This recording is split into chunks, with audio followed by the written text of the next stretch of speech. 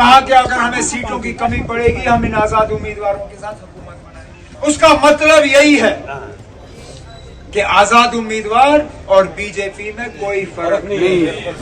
और ये वो बीजेपी है जिसके बारे में शौकत साहब ने कहा, क्या भूल जाएं बाकी मुल्क में मुसलमानों का हाल?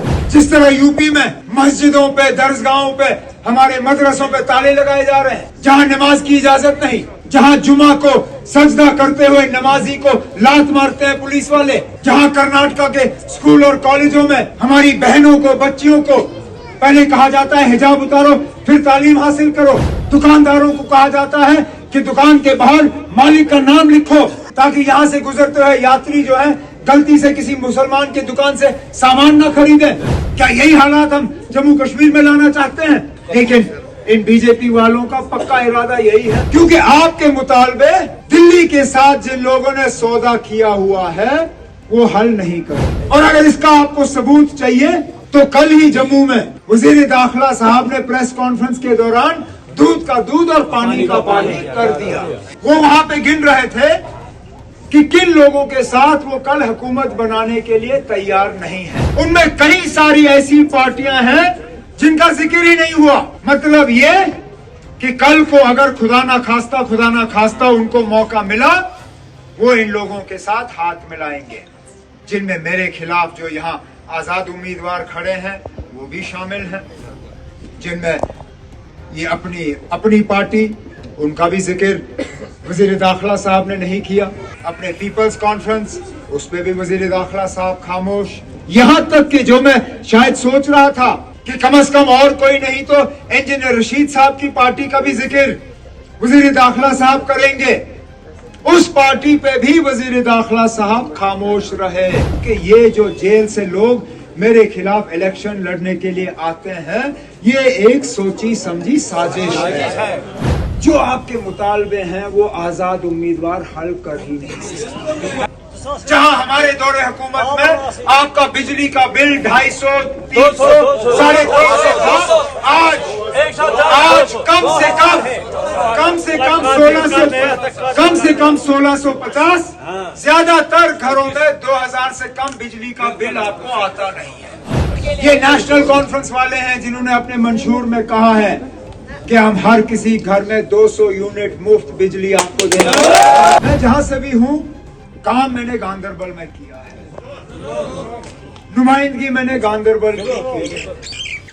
इस बात को छोड़ो कि यहाँ से मेरे दादा मरहूम भी एमएलए रहे हैं, मेरी दादी मेंबर पार्लियामेंट रही है, मेरे वालिद साहब दोनों मेंबर पार्लियामेंट और एमएलए रहे हैं। जाती तौर मैं 3 बार यहाँ एमपी रहा, 6 साल आपने मुझे अपना एमएलए बनाया। मेरे मुखालिफ जो ये कहते हैं कि मैं बाहर का हूँ, उनसे सिर्फ मैं एक गुजारिश करता हूँ, आप अपने जो किए हुए काम हैं उनको गिनिए, मैं दूसरे तरफ से उन कामों को गिनूंगा जो मैंने गांधरबल में किए।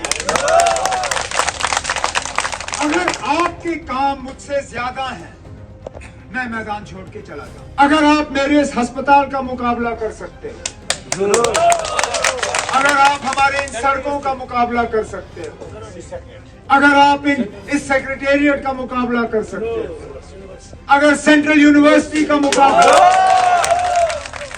अगर नए एडमिनिस्ट्रेटिव यूनिट्स का मुकाबला कर सकते हो, अगर फिजिकल एजुकेशन कॉलेज का मुकाबला कर सकते हो, अगर फिजिकल एजुकेशन का, अगर स्टेडियम का, पॉलिटेक्निक कॉलेज का, अगर इन कामों का आपका मुकाबला है, लाइए सामने। अल्लाह ताला को हाजिर नाजिर रखते हुए मैं कहता हूं ना, मैं मैदान छोड़ के यहां से चला जाऊंगा। लेकिन अगर आपके पास मेरे खिलाफ सिर्फ यही है कि मैं रहता कहां पे हूं, तो ये गांधरबल के लोगों के साथ सख्त नाइंसाफी, क्योंकि आपके मुतालबे दिल्ली के साथ जिन लोगों ने सौदा किया हुआ है वो हल नहीं करेंगे। और अगर इसका आपको सबूत चाहिए तो कल ही जम्मू में वजीर दाखिला साहब ने प्रेस कॉन्फ्रेंस के दौरान दूध का दूध और पानी का पानी कर दिया। वो वहां पे गिन रहे थे कि किन लोगों के साथ वो कल हुकूमत बनाने के लिए तैयार नहीं है। उनमें कई सारी ऐसी पार्टियां हैं जिनका जिक्र ही नहीं हुआ। मतलब ये कि कल को अगर खुदा ना खास्ता उनको मौका मिला, वो इन लोगों के साथ हाथ मिलाएंगे, जिनमें मेरे खिलाफ जो यहाँ आजाद उम्मीदवार खड़े हैं वो भी शामिल हैं, जिनमें ये अपनी पार्टी, उनका भी जिक्र वजीर दाखिला साहब ने नहीं किया। अपने पीपल्स कॉन्फ्रेंस, उस पे भी वजीर दाखिला साहब खामोश। यहाँ तक कि जो मैं शायद सोच रहा था कि कम से कम और कोई नहीं तो इंजीनियर रशीद साहब की पार्टी का भी जिक्र वजीर दाखिला साहब करेंगे, उस पार्टी पे भी वजीर दाखिला साहब खामोश रहे। मतलब ये कि कल को अगर बीजेपी चाहे तो उनके साथ भी हाथ मिला के जो है हुकूमत बनाएंगे। उस बात पे फिर मेरे दिमाग में फिर वो कीड़ा जो है घुसना शुरू हुआ, जिसका मैंने कल जिक्र किया था। खुदारा मुझे आप समझाएं, ये जेल से लोग मेरे पीछे इलेक्शन लड़ने के लिए क्यों पड़ जाते हैं? आखिर कुछ तो है इसमें। ये बात गौर करने लायक है, क्योंकि जब पहली बार बारामूला में हुआ, मैंने इसको गलत नहीं समझा। मैंने सोचा ये आदमी वहीं का है, इसने वहां पार्लियामेंट इलेक्शन पहले भी लड़ा है, चलिए फिर लड़ने की तमन्ना रखता है। शायद उसी जज्बात में ये कागज भर रहा है। अब जब नतीजे निकले, मैंने सोचा अल्लाह ताला को मेरी जीत मंजूर नहीं थी, किस्मत उसकी ठीक थी, मेरी किस्मत खराब थी, और मैंने इसके बारे में फिर गौर किया नहीं। लेकिन जब ये असेंबली के इलेक्शन आए, खबर आनी शुरू हुई कि जिस आदमी के कागज वहां जैनपुरा शुपैया में नामंजूर हुए वो यहां आएगा। फिर पता चला कि उसके कागज वहां नामंजूर क्यों हुए, कि उसको कहा गया ना आपको हमने यहां से इलेक्शन नहीं लड़वाना है, आपको हमने उमर अब्दुल्ला के खिलाफ मैदान में उतारना है। और फिर मैंने अपने साथियों से मशवरा किया। मैंने कहा ना मैं खुद इस चीज को अब साबित करना चाहता हूं कि ये जो जेल से लोग मेरे खिलाफ इलेक्शन लड़ने के लिए आते हैं, ये एक सोची समझी साजिश है। और मैंने उस दिन तय किया कि मैं दूसरी सीट पे कागज भरूंगा, लेकिन किसी को नहीं बताऊंगा कि मैंने भरने कहां से। हमने ना बीरवा का नाम लिया, ना बड़गाम का नाम लिया, बल्कि चुपचाप तरीके से हमने कुछ जगहों पे ये गाना शुरू किया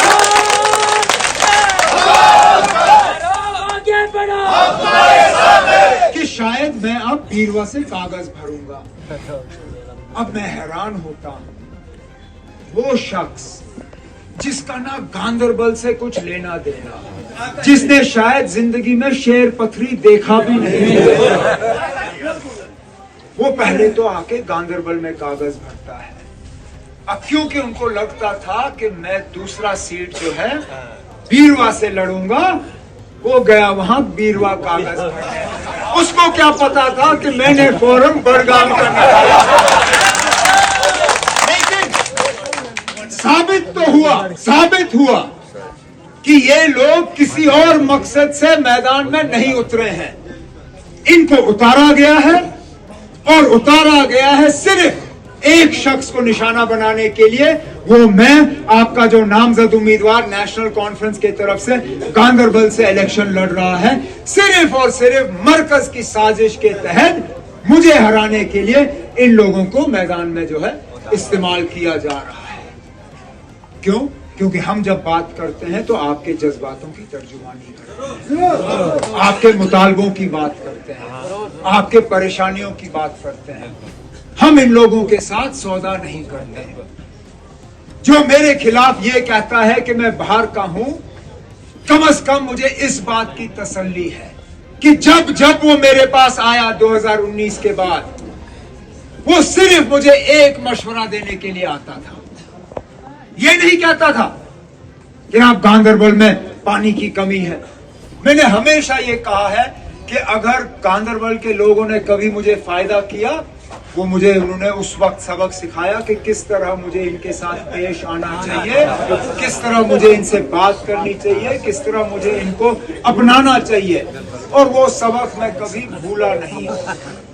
अब रही बात इस इलेक्शन, जो आपके मुतालबे हैं वो आजाद उम्मीदवार हल कर ही नहीं सकते। जो हमने वादे आपके साथ किए हैं आपके रोजमर्रा के मसलों को हल करने के लिए, वो ये आजाद उम्मीदवार हल कर ही नहीं सकते। जो बेरोजगारी का मामला है, जो आपके नए एडमिनिस्ट्रेटिव यूनिट का मामला है, जो आपने स्कूल और कॉलेज की बात की, यहाँ जो महंगाई है, बिजली के हवाले से आपने बात नहीं की, लेकिन बिजली का कितना दबाव आप पे है वो मैं जानता हूँ। जहाँ हमारे दौरे हुकूमत में आपका बिजली का बिल 250, 300, 350 था, आज कम से कम 1650, ज्यादातर घरों में 2000 से कम बिजली का बिल आपको आता नहीं है। ये आजाद उम्मीदवार क्या आपका बिल कम करे?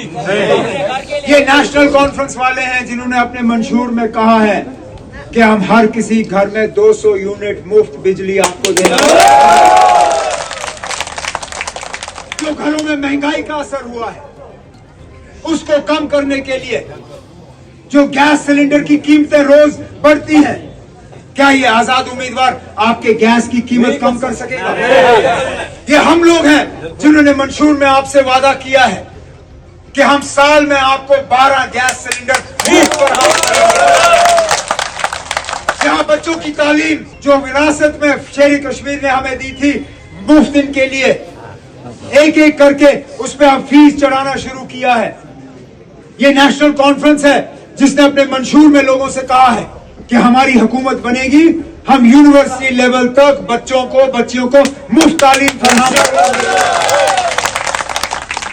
यहाँ के सेहत के निजाम को ठीक करना, यहाँ के नौजवानों को दोबारा रोजगार देना, new Ganderbal hydro electric project शुरू करना, यहाँ पे जो डीजी भर्ती का सिलसिला होता था उसको दोबारा से शुरू। ये आजाद उम्मीदवार कर नहीं सकते। ये सिर्फ और सिर्फ वोट तकसीम करने के लिए मैदान में, हमारी आवाज को कमजोर करने के लिए।